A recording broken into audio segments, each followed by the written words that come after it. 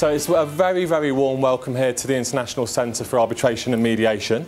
My name's David Liddle, and for those of you who don't know me, I'm the Director and Founder of Total Conflict Management, TCM. And welcome to today's showcase. And TCM's been taking the lead nationally and internationally on developing mediation quality standards for workplace and employment mediators. Conflict within organisations creates challenge and it creates controversy. And the test for your managers, the test for your employees, the test for your organisation is where do you stand when you experience conflict? Conflict stifles creativity and innovation. If any of you have been in conflict, you don't really feel like sitting down and coming up with 10 ideas for improving your product, service or different aspects of the way you work. You're kind of just about coping. You're kind of just about getting through the day, kind of just about holding on and not going to see the GP to be signed off because you're just about develop the coping strategy of actually not looking at the person because even looking at them upsets you and aggravates you and worries you. If conflict is a challenge to be resolved, what does mediation do? Well, firstly, it creates a safe and structured environment. That fight or flight response, we know that's driven by a series of hormonal changes within the body as a result of the conflict. That fight or flight reaction that the parties have, the first concern that they have is it won't be safe to go into the room with the other party. And what mediation does is it helps nip issues in the bud. It helps to resolve early stage conflicts effectively and constructively, bringing the parties around the table, reducing the substantial cost to organisations. A small use of mediation at a small scale has already saved the clients that we've been working with over £3 million in unresolved disputes and conflicts. That doesn't include the high level of litigation, employment tribunals, the cost of award at an employment tribunal, or the costs and damage caused within the organisation of going through formal statutory processes. This is the conservative figure, and we're getting better and better as an organisation at helping parties to make a sound judgment about whether or not to use mediation or not. And what we're doing with our clients and organisations, and hopefully with yourselves, is collecting good quality data to measure the success of mediation. And it's great to have Middlesex University Business School here today, who are supporting the work of TCM and to further enhance our ability to collect good quality data to measure the success and the effectiveness of mediation. And we're embarking on a research project to begin doing exactly that. Thanks to David and TCM for inviting me along to speak today about our experience of mediation at University of Southampton. Mediation was picked up by the diversity manager who was really keen about this idea of setting up an internal mediation scheme. TCM came in to help with the setting up of the scheme, and I do think that's invaluable, that sort of support, because first of all I think you need to apply something that's an established working model for mediation. And of course, there's a number of different models of mediation, and we've been using the TCM one, and we know that it works. Talking about the experience of the scheme since it started several years ago, is the scheme will die if it doesn't have champions who are prepared to promote it and keep promoting it.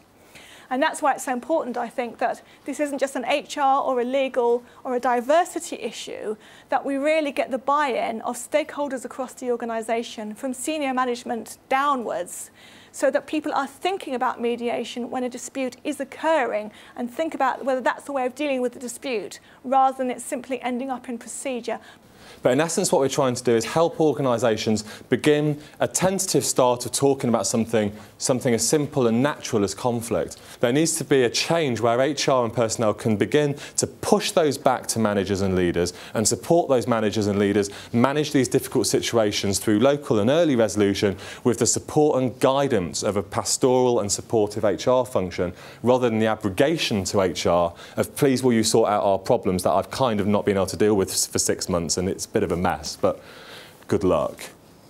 Mediation has to be a bottom-up approach, but it also works more effectively when it also has a top-down approach. And I think if one of the actions from today can be getting top management buy-in to your scheme, that can in itself be incredibly useful. And I think at TCM, we're taking a lead on promoting the use of mediation in creative and innovative ways within organisations. And it has to be voluntary. But it has to be voluntary not for ethical reasons. It has to be voluntary because if at 2 o'clock in the afternoon the parties don't want to be there and involved in a really emotionally charged, difficult conversation with each other, it's not going to work because they're not going to commit fully or be fully involved in the process. So we want the parties to make their own decisions. And we continually monitor, evaluate and review progress over a year. So once the parties have reached that all-important resolution, they know they've got in the background someone who still cares and someone who's still seeking to support those parties. And in recent analysis, our drop-off rate of success was from 93% to 70%. Good morning, everyone.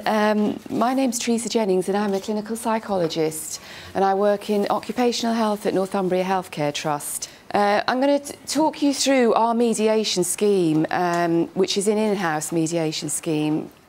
Our mediators were actually trained by Total Conflict Management.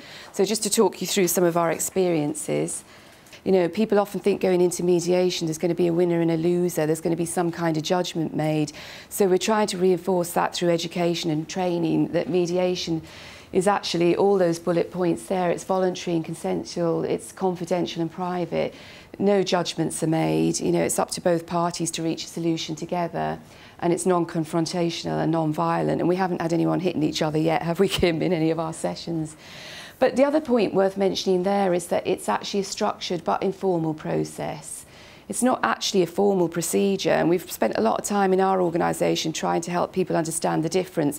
They are not going into a formal procedure, but it is actually a structured process, the mediation itself, where we have a neutral third party intervening. And that's the beauty around it. With our mediators, we've got a neutral person going into a patch or an area where they've not had any involvement and trying to intervene and resolve in that conflict. The mediation itself, as I mentioned, was provided by Total Conflict Management. Now, why we asked for Total Conflict Management was because, rolling back the clock a bit again, I'm actually working as a psychologist in occupational health, and there are a few of us around the country that are networked. We do the same kind of a role.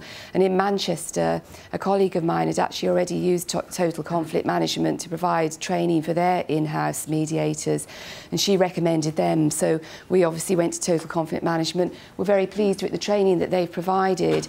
I have to say the training was evaluated in a very positive way. All our people that were trained were very happy with the skills that they've learned. I've got a slide later on about some of the comments that they've made about actually being mediators and what that's brought to their usual working role over and beyond their day job, if you like, how it's been very valuable.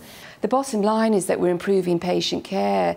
You know, it's actually good for business. So obviously staff are working better together, relationships are better, performance is better, but the most important outcome for us is that the patient, you know, has a better experience.